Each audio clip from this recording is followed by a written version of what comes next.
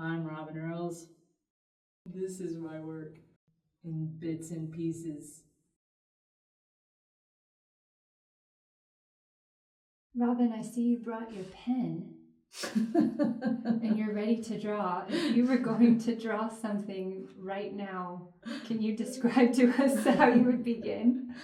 Oh, I would, if I could draw right now, which I would love to draw right now, I would definitely be drawing the people behind the camera.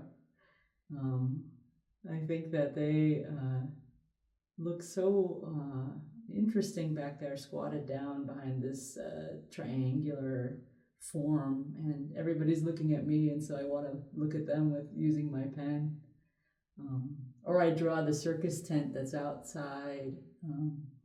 I would draw the students drawing us that are out there, but I think there's lots to be able to draw from this point of view. So the sources that inform your work are things that you come upon that inspire you in the moment? Definitely, yeah. I try to make it as visual as I can. So I do show up in a place, and I'm never really sure exactly what will be there. But I think my job is to sort of settle myself into that place, and I do that by sitting down and looking for something that kind of interests me visually. Sometimes what I've noticed though lately is that there are certain things that I look back on the drawings and I realize that there are certain places that I really open up to, and other places that I still feel pretty tight by the end of it. And I find that I really love things that have to do with interiors, things that have to do with umbrellas and canopies and people moving through space and intimate moments and toes and hands and Tell me about the words in the drawings. How do those come about? Yeah, those words, they come to me while I'm drawing. Like there'll be something that will remind me of something, and a word will kind of pop up in my mind, or it's a word that I hear somebody else saying, and especially when I think it started when I was trying to learn Japanese, and this work really kind of took off when I was in Japan, and so I would hear people speaking, and if I could understand something that they said, I would write it down on the page, and it's just kind of moved on from there. So it's kind of a record of things that I want to remember in that moment, even though I don't usually look back on the words. They almost become like a texture, I think, in the end. What's it like to experience your drawings sitting underneath them? I love it. I miss them. My studio feels empty without them, and I realize that there is something really wonderful about being up close that doesn't happen when you see them from behind the glass. There is something very soft about the material itself and how it's used on the page that when you're further away from it, you don't see. And I like yellow. I like the color that kind of comes from all of the work. It makes me feel good. So. Right, it's surrounding you now. Yeah, surrounded by it. When you feel stuck or uninspired in your studio practice, where do you go first? I tend to do two things. It seems like I go right to sort of trying to draw something that's in front of me, or I start to look at other artists, and I may do like a master copy of a piece of something. I look for marks or form or ideas that kind of happened before me, and I just use them to sort of remind myself of where I would hope to be someday, I guess. Oh, that's interesting, because your drawing is from like an in the moment perspective, but then you like to go back and draw on previous moments. Yeah.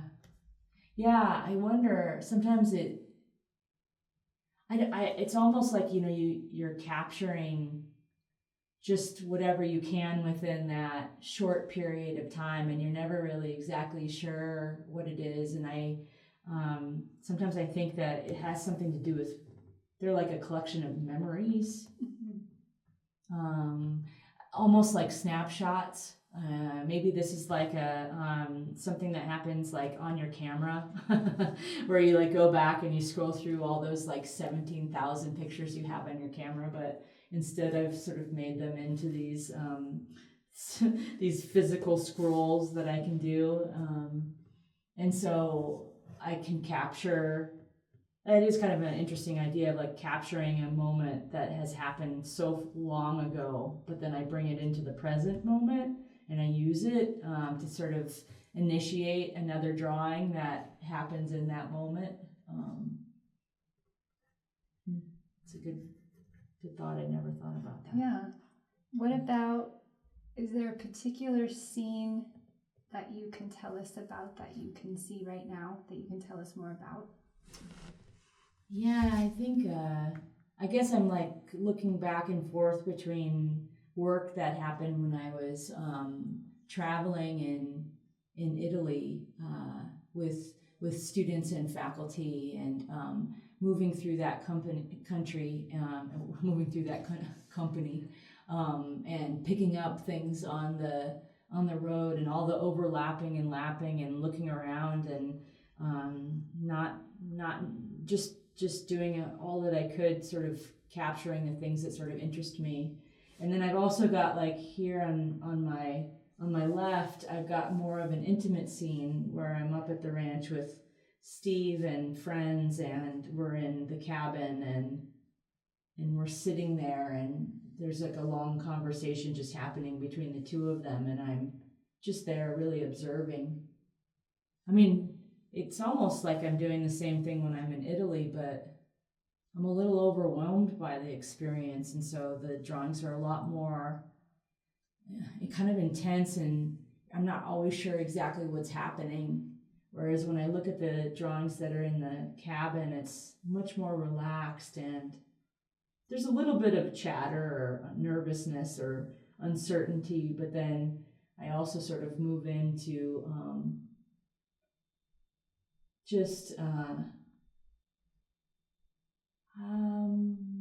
more of the intimacy of that scene and the everydayness of it, and just I'm more comfortable looking around, it looks like, in the drawing. Yeah, you can tell that. Yeah. Let's see. What else would you like to talk about? I'd like to talk about the idea that, while this is being filmed, we've had this opportunity to have students drawing us as we're talking about the drawings, and so they're having this, I hope, some of them may or may not be, like maybe they want to be doing this, maybe they don't, but they have this opportunity to draw this scene as it's unfolding, which is kind of the same thing that I do in this work, and so there's maybe a mirroring going on, but I think that that's interesting, and it makes me wonder what their drawings look like, and what they perceive, because I think that we perceive things differently when we're drawing than when we're just sort of sitting there. You notice things about yourself and your surroundings in a way that is hard to recognize when you're just sort of sitting there and you're waiting. And this work has a lot to do with those in-between moments that we all have in our life, where we're not sure how long we're going to have, but we have that time, and collecting and thinking and observing ourselves in that period, I feel, is I feel this work helps with that. Drawing helps with that. So this type of drawing helps with that. So yeah. How about one more question? Sure. How do you draw? How do I draw? Step one. Step one. I think the first thing I always think of is I was saying earlier is that I always look for the edge that's the easiest to see, and I start from there. And I usually I don't stay within the object itself. I usually go from edge to edge. So I try to draw all the edges that are easiest to see, which has the most contrast generally is what that means. And I just move around the page. That's how I start.